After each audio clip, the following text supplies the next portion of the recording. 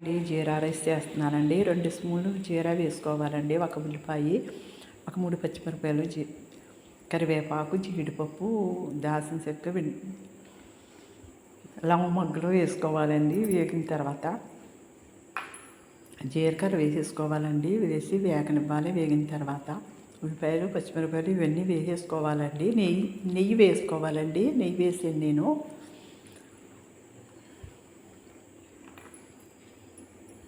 ఇవన్నీ బాగా ఉల్లిపాయలు బాగా వేగక్కర్లేదురండి. సమానంగా వేగితే సరిపోతుంది.